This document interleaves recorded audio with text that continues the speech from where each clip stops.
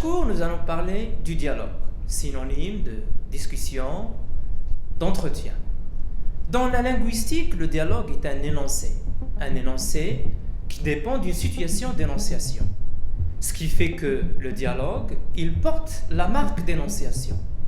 Il porte les indices d'énonciation. Des pronoms personnels, des démonstratifs, déterminants démonstratifs, déterminants possessifs, des indicateurs de lieu, des indicateurs de temps, des temps verbaux, et ainsi de suite. Au niveau de la forme, le dialogue se distingue du récit par les tirets pour marquer l'échange, le jeu de rôle des protagonistes et aussi les guillemets.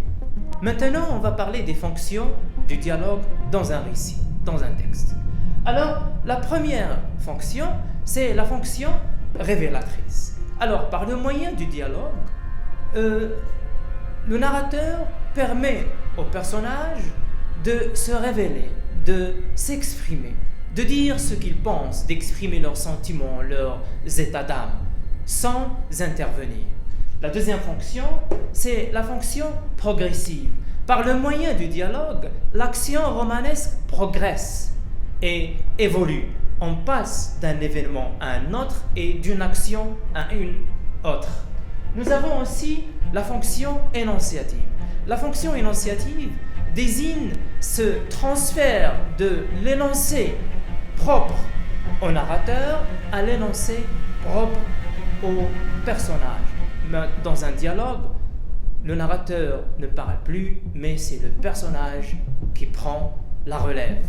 Nous avons aussi la fonction réelle. Par le moyen du dialogue, le narrateur donne corps au personnage. On dit que je pense, donc j'existe, mais aussi je parle, donc j'existe. C'est la parole qui rend le sujet existant et vivant et réel.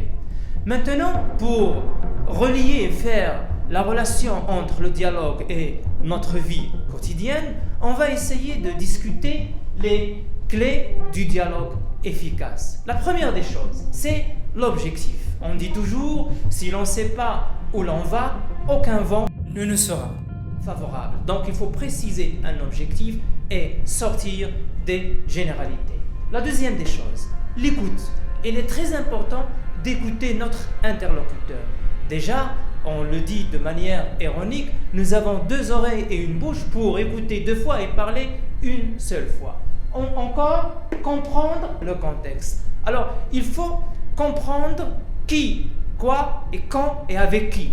Avec qui on parle, pourquoi on va parler, de quoi on va parler et comment on va parler. Il faut gérer tout cela. Donc, il faut gérer l'échange, savoir est-ce que dans cette situation, est-ce que le droit me donne plus d'avantages à écouter ou bien à protester ou bien à consentir. Ensuite, il faut essayer au maximum de mimer l'intérêt. Des fois, notre interlocuteur est en train de raconter du n'importe quoi. Mais il faut quand même faire preuve de bonne écoute et mimer l'intérêt. Faire semblant, ne pas être hypocrite bien sûr, mais faire semblant d'être intéressé par ce qu'il est en train de nous raconter, parce que cela dépend de deux paramètres qu'on ne peut pas gérer. D'une part, c'est sa manière de voir les choses, et d'autre part, c'est votre jugement. Ensuite, il faut être précis et concis. Il faut savoir de quoi on veut parler. Il faut essayer de l'exprimer de manière précise et concise, avec peu de mots au maximum. Et enfin, il faut compter sur une bonne interprétation. Qui dit bonne interprétation, c'est-à-dire que je vais commencer par interpréter les choses de manière positive. Malheureusement, nous avons tendance à aller directement à l'interprétation négative.